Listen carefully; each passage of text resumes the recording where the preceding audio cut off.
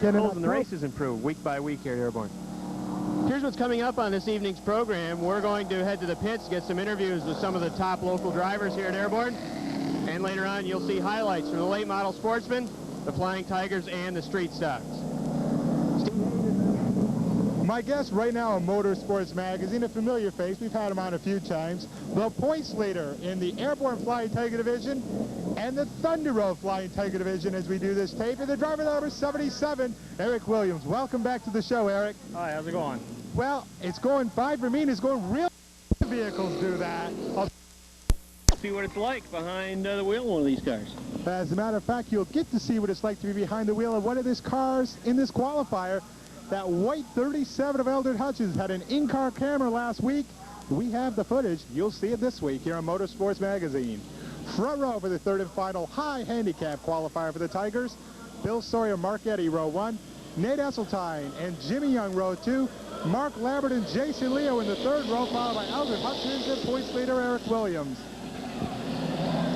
Loose condition heading into 1, 2, or 3 automobile. Dirt tracked it a bit. 4 wide and Lamberton has the left wheels in the grass. Fights back, gives Leo a bit of a push to get the 4 wheels back on the pavement.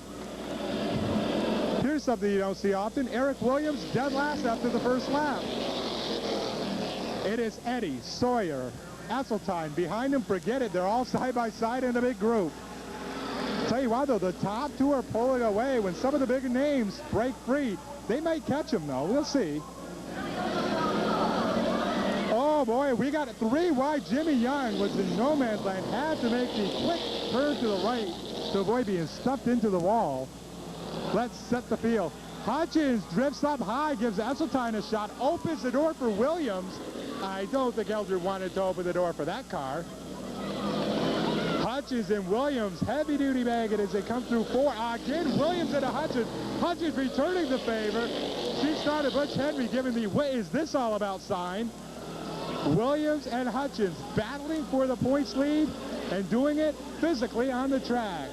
Meanwhile, up front, Sawyer to the inside of Eddy. Sawyer will take over the top spot. Champlain, New York's Mark Eddy back to second. And here comes Lamberton. Mark Lamberton up to third, right on the back bumper of second place Eddy. Fourth is Williams, followed by Hutchins, Leo, Esseltine, and Young. Bill Sawyer is your leader. And I'll tell you, nobody has caught up to his back bumper yet. He might be able to pull this one off. Eddy runs second. Mark Lamberton runs third, but now Eric Williams is right behind Mark. And actually, Hutchins has dropped off some 9, maybe 10 car lengths to Williams, so he is not in contention right now with 2 to go. Williams to the outside of Lamberton. This is a battle for third. Talked to Eric earlier. You saw the interview. He's one of the guys who can go to the second, maybe third groove and make passes. So when he gets out deep like that, we tend to think he can still make the move. Lamberton takes him a bit high. Nothing wrong there. 1 lap to go for Sawyer. And with nobody bothering him, he might be able to win this one. Eddy has caught him a bit, but he is not ready to challenge for the lead with half a lap to go.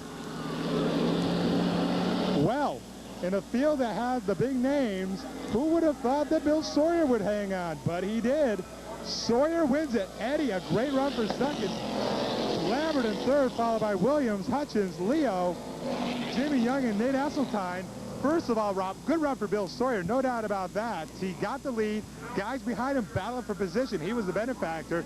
But what was going on between the 37 and the 77? A lot of tough racing going on. That's what was happening in the middle of the pack between Eric Williams and Eldred Hutchins. But what's important for Eldred Hutchins is the fact that Eric Williams, who finished 1 spot ahead of him, did not make the semi-features. Only the top 3 cars transfer into the semi-feature.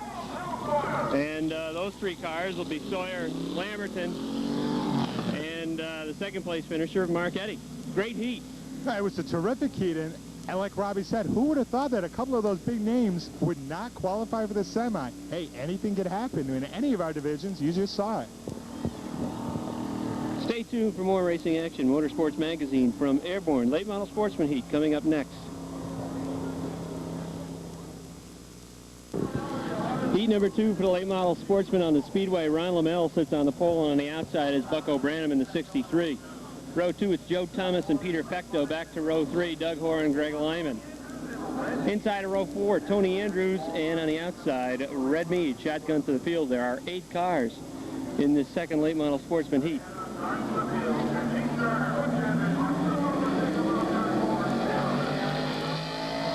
out of 4, green is out. Lamel drifts high into turn 1. Buck O'Branham tries to work the outside to get by. A lot of good cars in this second heat. 3 wide. Doug Hoare to the inside of Joe Thomas. Bold move by Doug Hoare, last week's winner, looking to get right back to the front. Hoare sitting in 6th spot in points, and he is on the move down the backstretch as he looks to go around Ron Lamel on the outside.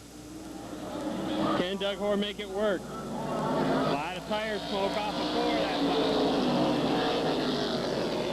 You fans well know Airborne very difficult to negotiate on the outside, and Doug Hoare, who knows that firsthand, is finding that out. 3 wide as they head into turn 3. Tony Andrews backs out of that. Buck O'Brien would have been a meat and a tough sandwich. Ron Lamel still leads it. Buck O'Brien runs 2nd. Doug Hoare is 3rd on the outside.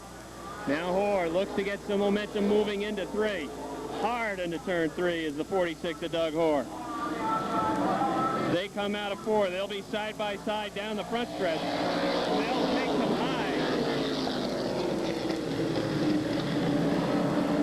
And I think this time Doug Hoare will probably be able to get it done as he cuts it down in front of Ron Lamel and takes over the top spot. We'll set the field for you. The leader is Doug Hoare. 2nd, Ron Lamel. 3rd, Buck O'Branham. 4th is Tony Andrews in the 28. Peter Fecto runs 5th. Red Mead 6th. Greg Lyman 7th, and Joe Thomas 8th. Well, switch that around.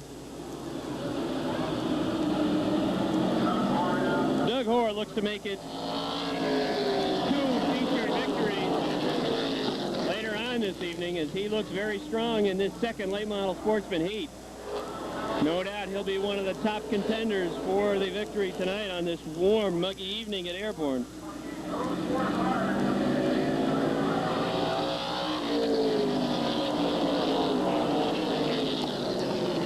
Ron Lamel in the 11, Buck O'Branham in the 63, looks to the inside. And Branham down the backstretch moves to the inside of Ron Lamel. Branham a little bit high. Tony Andrews takes advantage. Whoa! What a move that was by Tony Andrews. Woo! Andrews into 2nd. Now a battle for 3rd between Peter Fecto and Ron Lamel in the 11. Buck O'Branham is drop kicked back to 5th.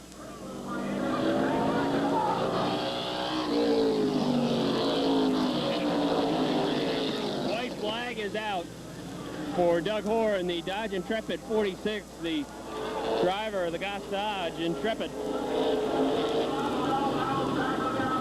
comes out of 4. Down to the stripe. The winner is Doug Hoare.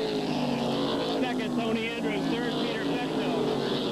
Ron Lamel 4th. Buck O'Branham 5th, and 6th to the 1 of Red Mead.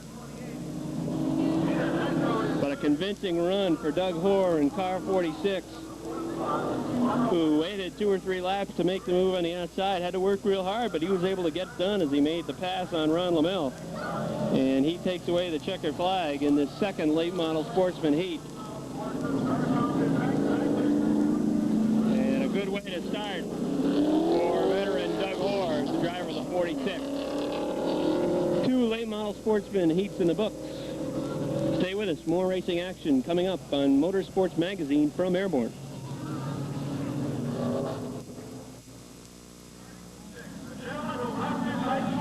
Heat number 2 for the street stocks this evening. Steve Hayes could field the cars. An even dozen set to take the green in the 2nd and final qualifier. Front row, Bob Wells and Ralph Doss Jr. Row 2, Dave Fields and Sean Fountain. Curtis LaGrave, Corey Trarboli in row 3. Hank Hutchins, Terry Gunnip, row 4. Brian Pugh and points leader Dan Gibbs in the 2nd to last row. That final row, Ken Misick in the 43 and Rick Frenier with his 77. Sean Fountain is, I was going to say he's smoking, but I think he's leaking. Well, it might be smoke. Definitely some smoke or something coming out from the, well, trouble out of two. LaGrave sideways. Oh, boy. Would you believe 5 wide? And it's not going to work. Yeah, there we go. Corey Trombley backs off. Otherwise, he probably would have had a shortened car. It always works for these guys. Good point, Rob. The 81 of Wells is your leader. Again, smoker. Well, maybe it isn't fluid. It might be smoke from the 91. Third is the 08 of Fields. Fourth is Rouse Doss. From dead last is Rick Frenier to be fifth, and I don't think he'll finish that far back. The smoke or whatever has increased, and I don't think it's a tire rub. No, it's behind the tire. It's in the area where if he was leaking fuel, you would think it'd be coming out, but no fluid on the track. It is smoke. I have no idea what's coming out of the 91. It's the 81 of Wells, the 91 of Fountain, and the 08 of Fields, your top three. But some great side-by-side battling behind them. Well, Dave Fields also showing a little bit of smoke. One car not making a very strong move to the front is your points leader, Dan Gibbs, with his orange and white 92. One reason, well, there's no room for him. They're running 2 wide in front of him, and he has no place to drive. 2 to go for Wells. 3 wide coming out of 4th. Frenier way wide. He'll get both Fields and Pugh going into 1, but Brian Pugh fighting back. Brian Pugh, who won his second main event last week, not ready to give up a position. But Frenier out-muscles him a bit going into 3. Brian Pugh fights back. Great battle for 3rd. Behind this battle, here comes Gibbs, now up to 5th.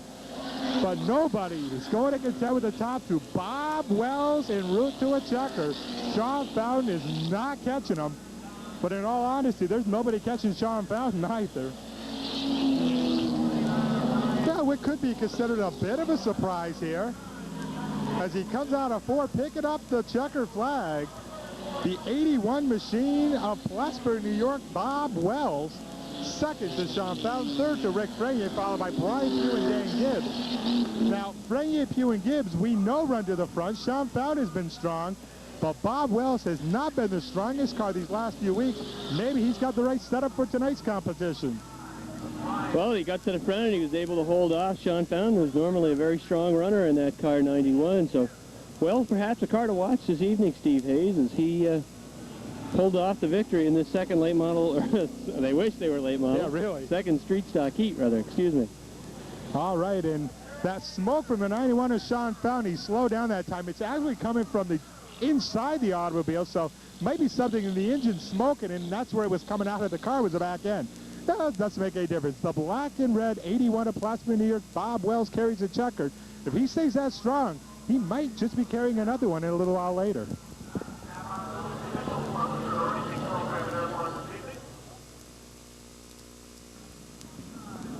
Semi-feature time for the Flying Tigers. 9 cars in this semi-feature time for the Tigers.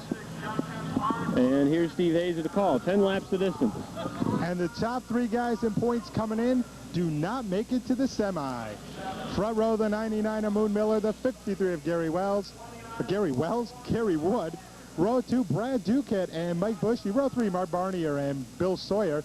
In row 4, Mark Eddy and Mark Laberton, all alone in the 5th row, the 12 of Dave Foster. Heat winners earlier, Foster, Sawyer, and Barnier. Those are the 3 trying to make a Triple Crown bid. Moon Miller with 2 car length lead at the stripe. Gary Wood didn't quite keep up with him, and Duquette pulled right alongside from the 2nd row. Miller, your leader. Duquette, Wood side by side for 2nd. Bushy runs 4th. Everyone is pretty much staying straight as they head into 3. No bumping that I can see. And now they bump a little, but that's okay. Just a bit of a rub. Duquette charges up along the right side of Miller, battling for the top spot. Duquette came out of 4 with a head of steam. And he's not the only one. The 49 of Bushy's got some power out of 2. Moon Miller must be saying, where are these guys coming from? Miller loses power, and oh boy, he was in the front of the pack, and he had a lot of guys that skipped a beat in the heart rate there. Apparently he's back up to speed. I don't know if he missed a shift or what happened, but he slowed down drastically into 4. Duquette your leader. Barnier second, followed by Eddy, Labradin, Sawyer, Miller, Foster, then Bushy and Gary Wood. Up front, Barnier trying to go on the outside of Duquette. In the qualifier, that's the move he made to take the lead from Brad. Trying to do it again. Brad says, hey, I've seen this before. Deja vu's not going to work. I'll guard it this time. 4 down, 6 to go. Duquette on the low side. Barnier staying a bit high as he crosses the stripe. Now looks low. Eddy runs third. Mark, he finished second his qualifier. He had a fine run himself. They're 3 wide and 3. Gary Wood and Dave Foster came together big time. Halfway this time by for Duquette. And now Barnier is ready to make a move again. Barnier sat back a lap, contemplated how he was going to try the move. Although Barnier is way wide out of 2. Oh, that's why he was simply gathering a head of steam going into 3. Pulls alongside, has to cut down here. He won't be able to do it there. The move he was trying, I'm sure, was to get even with Brad and then cut down in front of him. But Brad had a pretty good rate of speed himself, and Mark not able to pull off the maneuver. This may be a 4-lap drag race side by side at the pace they're going. Barnier takes the lead in the middle of the turn, but as they come out, you'll see Duquette pull right alongside. Oh, a bump out of 4.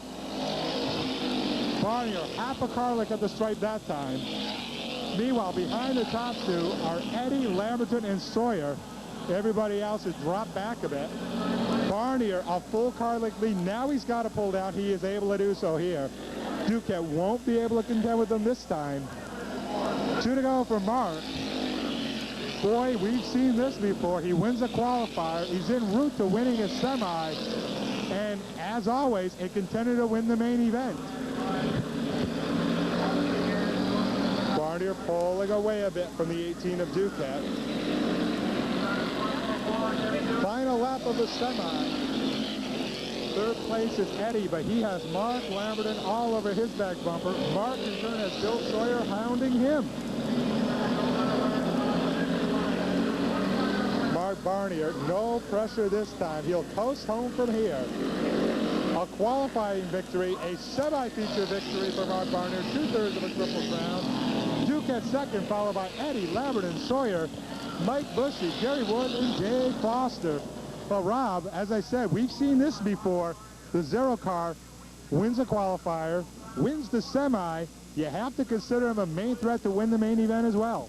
Don't forget, Steve Ace, he did the same thing last week, but was felled by mechanical woes early on in the feature. He has been fallen by mechanical woes many times.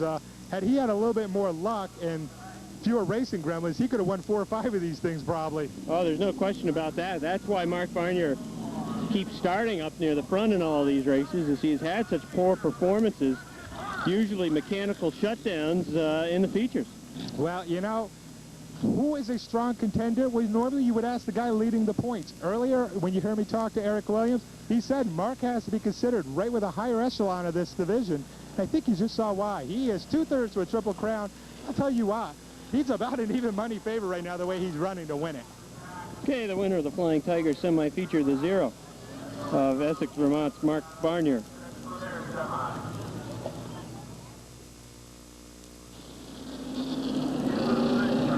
Semi-feature time for the late model sportsman. 12 laps the distance for the following field of cars.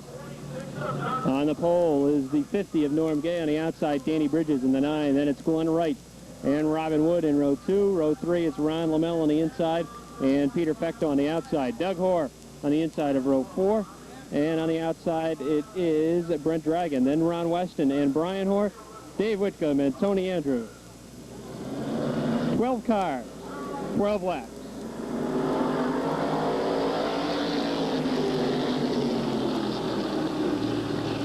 Green is out on this late model sportsman semi-feature.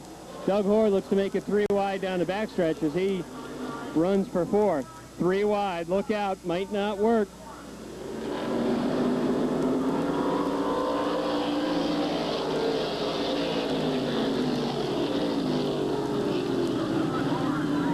Glenn Wright at the front looks to the inside of Norm Gay.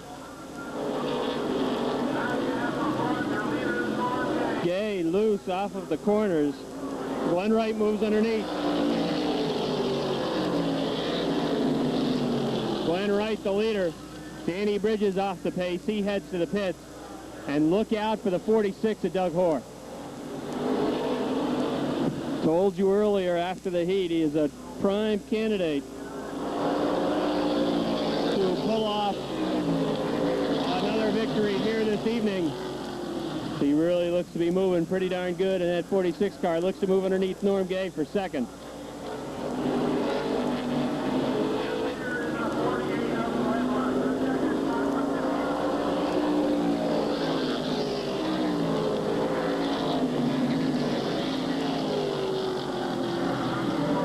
Glenn Wright leads it. Norm Gay is second. Doug Hoare runs third. Peter Fecto runs fourth.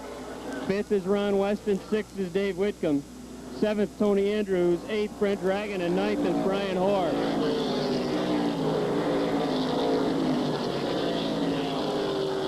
Robin Wood currently running 10th, and last on the field is Ron Lamel in the 11.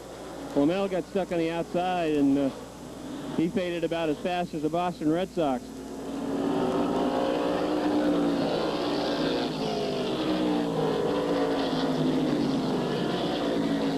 Hoare looks to the outside of Norm Gay for second. Loose down the backstretch, however. He will lose ground. This time by, there'll be 7 complete for Glenn Wright. Now Hoare looks to the inside.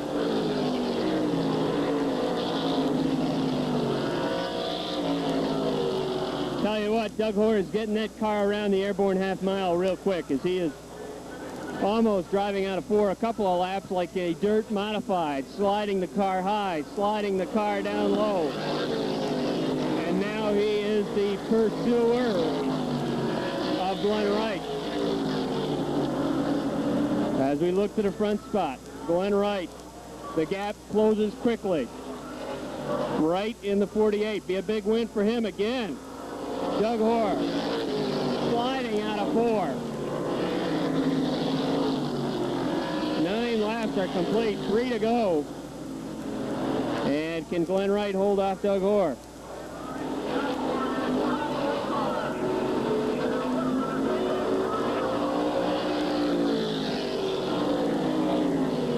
Two to go.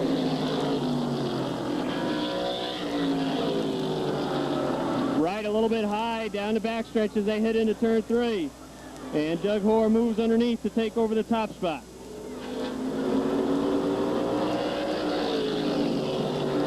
White flag is out on the field. Doug Hoare leads it. Glenn Wright runs second. Norm Gay third. Peter Fecto fourth. Dave Whitcomb runs fifth. And Doug Hoare has done a masterful job as he comes out of 4 for the final time to take the checkered flag in the semi-feature. Glenn Wright second. Norm Gay third. Peter Fecto fourth. Dave Whitcomb fifth. And sixth to Ronnie Weston. But a couple of things, Steve Hayes. First of all, a solid performance by Glenn Wright in the 48, who managed to get by Norm Gay early on. And secondly, Doug Hoare looking like a dirt modified coming out of turn 4 on a couple of those laps. And we have 2 candidates for Triple Crowns this evening, both in the Flying Tigers and late models. Well, as far as Doug Hoare is concerned, these last 3-4 weeks, that has been his move, diver to the inside. So eventually someone's going to catch on to that and start blocking that group. As far as Glenn Wright goes, I know that this year when the Tour's not running, therefore he has to be with the Brad Layton crew, former Robbie Krause crew chief Brian Latouche usually helps Glenn out a bit, gives him some advice, maybe turns a couple of wrenches when he's here at Airborne. That may be making the difference for the 48 car this year. All right, the winner of his heat and now the semi-feature, car 46, Doug Hoare. Steve, coming up next on Motorsports Magazine, we're going to have some of that footage that we talked about earlier, as we had a camera last week in Eldred Hutchins' car 37, and Eldred has been kind enough to let us borrow that footage, and you're going to see some of it next. Well, I'll tell you what, it will certainly be interesting. Now, when you see that footage, it's actually to the right side of where Eldred sits, but it's pretty much what these drivers see. Good chance to thank a couple of people who are really responsible for all of you seeing it. I know Ron Senecal, Jim Pultz Logging, Plattsburgh Distributing, Valley Vending, anyone on the side of Eldred's car you can thank for the opportunity to see what it's like to be inside that 37 in actual competition. Yeah, Eldred told us that without the support of those sponsors, actually, he said it was one of the sponsors' ideas. Said, hey, Eldred, this sounds like an interesting idea. Why don't you put a camcorder in the car? Well, we are sure glad he did, and I think you will be too in a couple of minutes. Matter of fact, as I speak, Eldred pulling into line. Camera's not in this time, but it was last week, and you are about to see what Eldred saw in competition. All right, so coming up next on Motorsports Magazine, a view from the cockpit is Eldred Hutchins. He is gracious enough to lend us this videotape, to be followed by the regular racing feature for the Flying Tigers, highlights from that feature here on Motorsports Magazine. So stay with us. You're watching Motorsports Magazine. Rob Knowles and Steve Hayes from Airborne.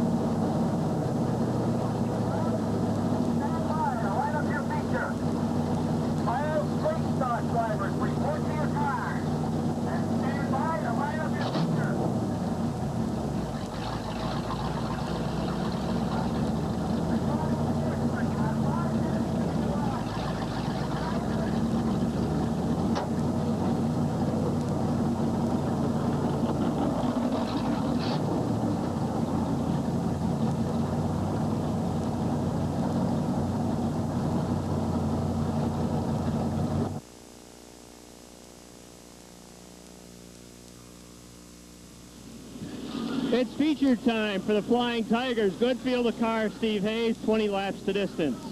25 cars signed in the pits. All 25 have made it into the main event. They will be led to the stripe by the 76 of Mike Wells and the 81 of Mike Nass. In row 2, the 99 Moon Miller, the 79 Ernie Holmes. Row 3, the 53 Gary Wood, and the 75 of Sparky LePan. Top 10 on the start, routed out by Ebersol, Duquette, Brian Bushy, and Mike Bushy. 3 wide, Miller down low. Nice move by the Moon Man. And Steve Miller, we are used to getting to the front, but it's usually the other Steve Miller. This time it's the Moon Man. Jumping out to the early lead in one here is Gary Wood. Gary, boy, has he been strong tonight. Look at Barnier. Mark Barnier is simply passing cars like they're just standing still.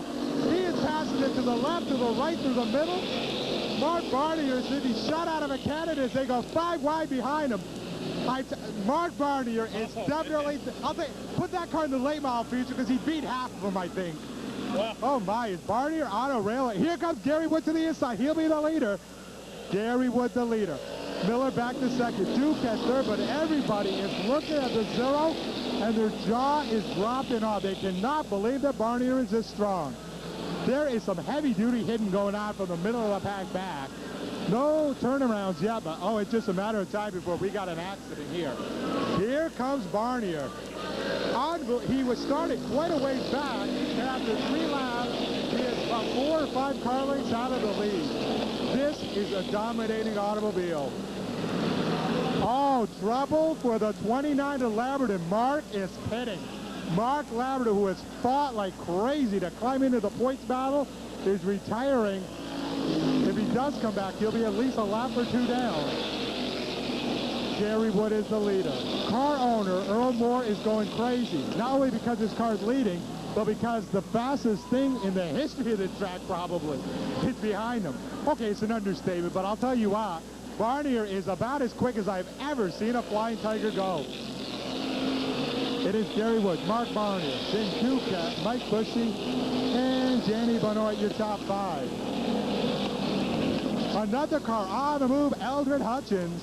You just saw what it looks like to be inside that car, and I'll tell you what, right now there's only 5 cars in front of him, so he has plenty of time to work to the front, but I think the majority of this field will need a caution, because if Mark Barnier takes the lead, what he has showed us early on, he will simply pull away from this field. Although I'll tell you, Gary Wood is holding up Barnier. Barnier looks to the inside. There's the opening. Oh, he has got his nose under Gary. Going into what? Gary cuts him off nicely. I think Barnier hit the brakes. He's probably lucky he did. Gary Wood was not going to get beaten on the inside out. Barnier off the track, puts the right wheels, kicks up the smoke screen, and he's still only a car and a half behind the leader. Barnier this time to the outside. That's not going to work. He had no momentum, taking about 4. Gary Wood is letting him have the outside groove this time. And why not? Gary's working very fine on the inside, thank you very much. Barnier driving very deep into the turn. Black flag for the 81 and Nass. He's dragging some pipes or something there. Drag race to the line. Call it Barnier that time. Gary Wood, oh, he's getting a little deep. Almost turned the back end around. Lamberton comes back on the track about 6 laps down. Tough break for Mark tonight. But the other Mark Barnier is in the lead, and I got news for you, fans. I have a feeling he's about ready to pull away from this field. Halfway that time by.